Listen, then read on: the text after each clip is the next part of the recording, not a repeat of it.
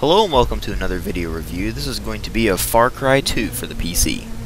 When I first heard about this game, I was geeking out because I absolutely love Far Cry 1, and from all the videos I'd seen, Far Cry 2 looked absolutely amazing. And, well, it turned out to be very, very good. It wasn't completely amazing, but it was still a great game. I really don't need to say too much about the graphics. You can just look at the video and tell that the graphics are absolutely amazing. This thing's pretty much on par with Crysis. It runs a lot better though, so that's a great thing. I don't know about Crysis Warhead because I haven't played that yet, but this game is absolutely gorgeous. It runs perfectly on my system, which is a 8800 GT Athlon 64X2 and all that. So you really don't need an Uber PC to run this thing on maximum detail. You just need a really powerful one. And on consoles it looks pretty much the same, the only difference being that the Xbox version is toned down just a little bit so it can compensate for all the performance issues that come from having that 4-year-old hardware. And PS3 is dumbed down just a little bit from the PC version as well. Now the animations are excellent, they're all very smooth and they flow very nicely with the game itself. There's only one problem though. The weapons are mirrored, so the animations are technically not correct. But that doesn't really bother me as much because they're just so smooth and so good to look at. This game has awesome sound design as well. The sound effects for the weapons are extremely powerful and beefy. They're concussive. It makes you feel like you're actually shooting a weapon instead of, you know, a pea shooter or something like a lot of games these days. But the voice acting is actually very good too. Some of the accents are a little bit overdone, but that really doesn't bother me as much because it just sounds so good to listen to the people talking. They actually sound like they're actually talking instead of, you know, just reading a script or something. So that actually adds to the immersive nature of this game, which is considerable.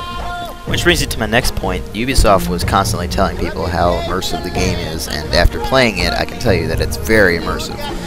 When you get below 2 bars of health, then you have to stabilize yourself, and this goes through an animation, which is usually kind of gruesome, but it gives you some sort of connection with your avatar. You actually feel sorry for the guy or something.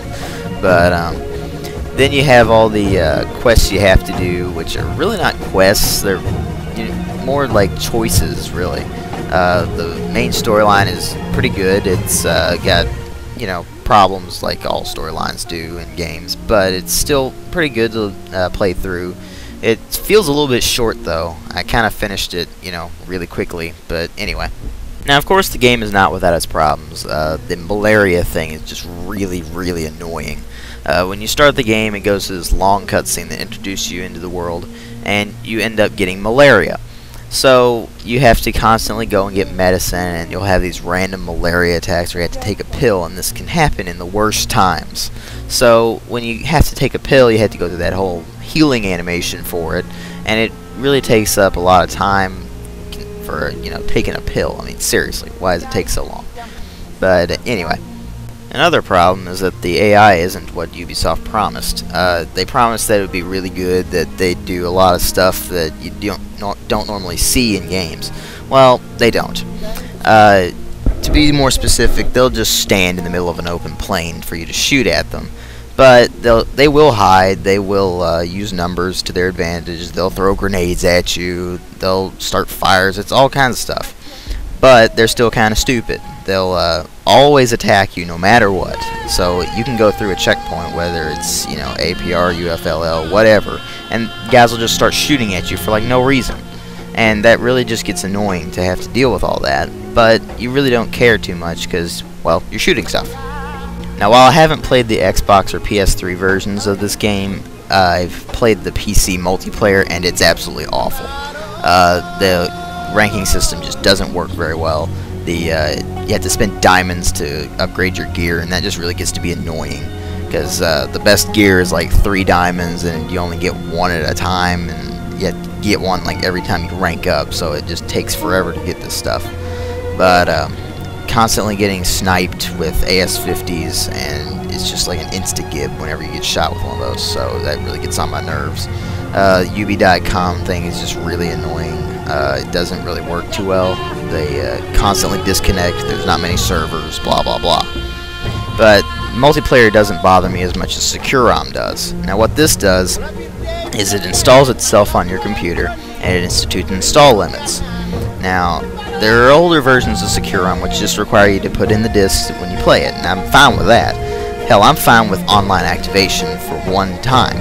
But with Secure ROM in its modern state, you have to be online every single time you play the game.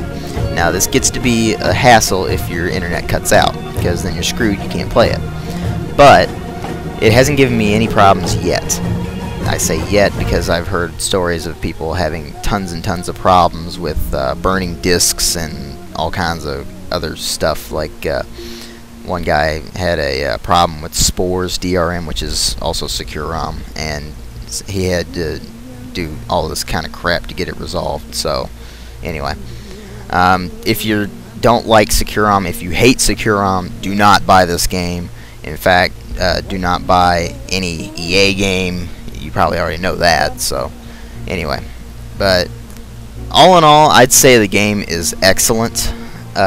If it weren't for Secure ROM, I would give it, 4.5 out of 5, but Secure ROM takes it down a whole half a point, so I'm giving this a 4 out of 5, and thanks for watching.